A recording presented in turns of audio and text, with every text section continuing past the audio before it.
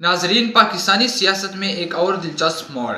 سابق وزیر اعظم نواز شریف نے معروف صحافی عابد منیر کو دعوت خانے پر بلا لیا اور اس ملاقات کے بعد سیاسی حلقوں میں ہلچل مچ گئی۔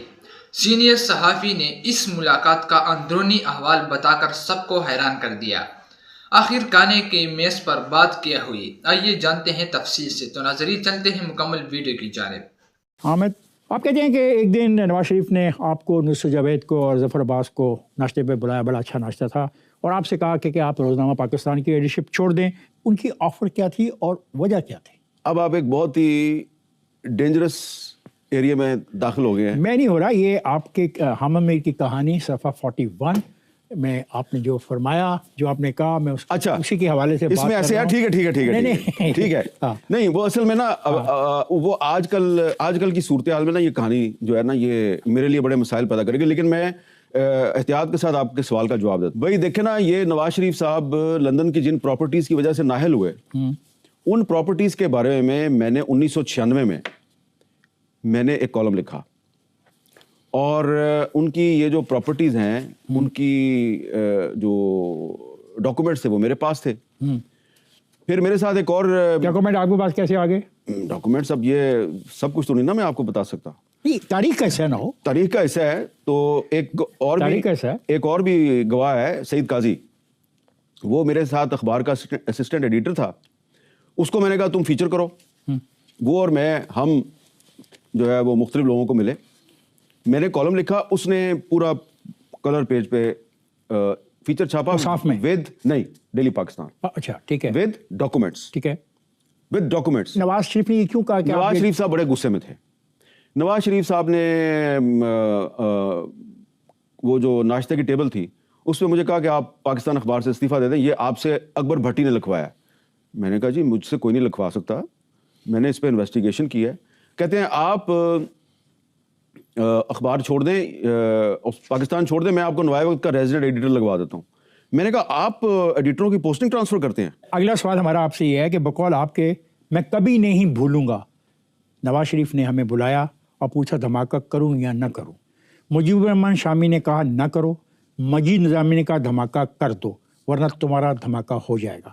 اب سوال یہ ہے کہ شامی صاحب کہتے ہیں کہ انہوں نے ایسا نہیں کہا، انہوں نے مشروط طور پہ حمایت کی تھی کہ آپ کر دیں دھماکہ، اور سعودی عرب سے بات کر لیں کہ اگر 4 سال کا پیٹرول ہمیں وہ دیتے ہیں بغیر کسی پیسے کے تو اب کریں گے۔ حقیقت ہے جو میں نے اس وقت سنا تھا میں نے اسی وقت لکھ دیا تھا، ٹھیک ہے، اور جو مشروط انہوں نے ہو سکتا ہے بات کی ہو، لیکن میں یہ سمجھتا ہوں کہ خود وہاں پہ تھے نہیں وہ، کون؟ آپ نے تو کوٹ کیا، موجود تھا بھائی، آپ تو ان کو بھی کہہ رہے ہو کہ وہ بھی موجود تھے، انہوں نے اپوز کیا۔ وہ کہتے ہیں ایسی بات نہیں۔ کس نے؟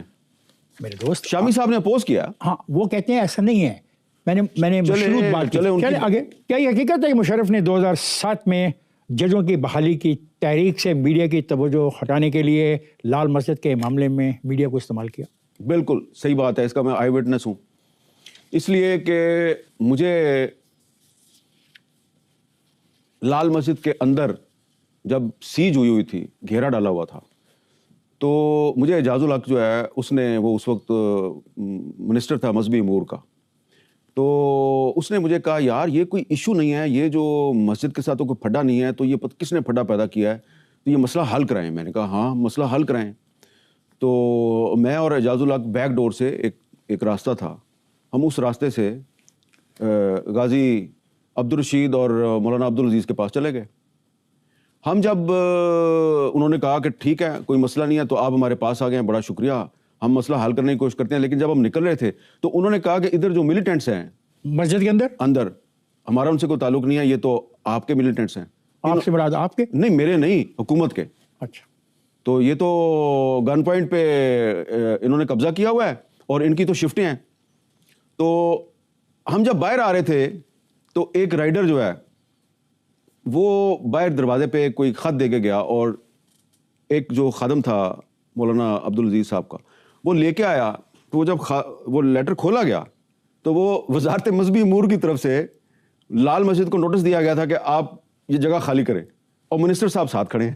اچھا، مطلب اس کا مطلب یہ ہے کہ میڈیا کو استعمال کیا گیا، میڈیا کو اس طرح استعمال کیا گیا کہ پرویز، پھر جب یہ ساری سچویشن کا مجھے پتہ چل گیا اور پھر جو اس وقت سیکرٹری داخلہ تھے کمال شاہ صاحب, انہوں نے مجھے پوری سچویشن بتائی.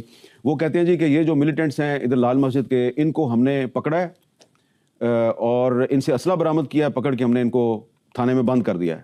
ہمیں فون آتا ہے ایک ادارے کا, ان کو چھوڑ دو. ہم ان کو چھوڑتے ہیں, وہ پھر جا کے لال مسجد میں بیٹھ جاتے ہیں.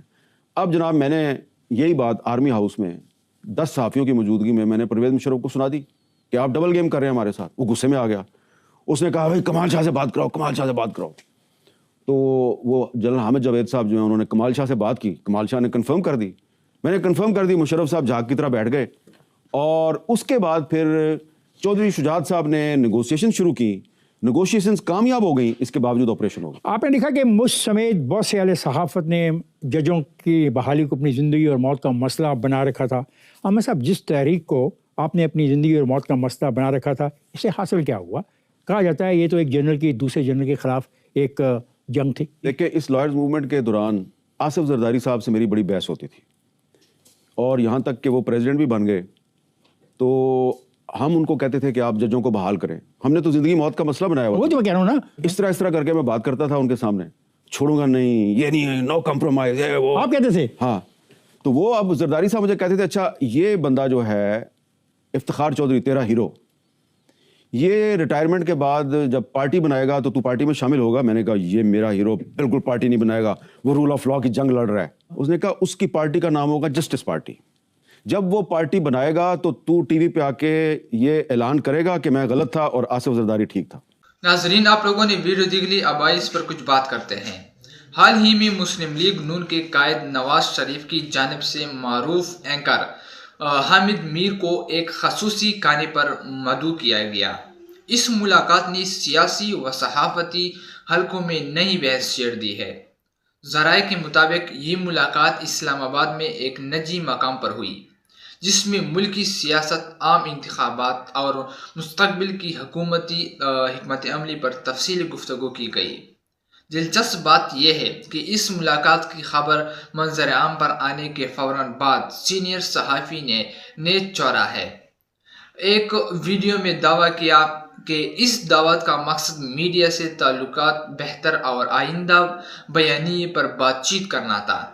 ان کے مطابق نواز شریف نے کہا کہ ملک میں سیاسی استحکام کے بغیر معیشت درست نہیں ہو سکتی اور اس کے لیے میڈیا کا مثبت کردار ضروری ہے. ادھر سینئر تجزیہ کار افکار احمد نے اس ملاقات پر تبصرہ کرتے ہوئے کہا کہ یہ بظاہر ایک سادہ دعوت لگتی ہے, مگر اس کے پیچھے بڑے سیاسی اشارے چھپے ہوئے ہیں.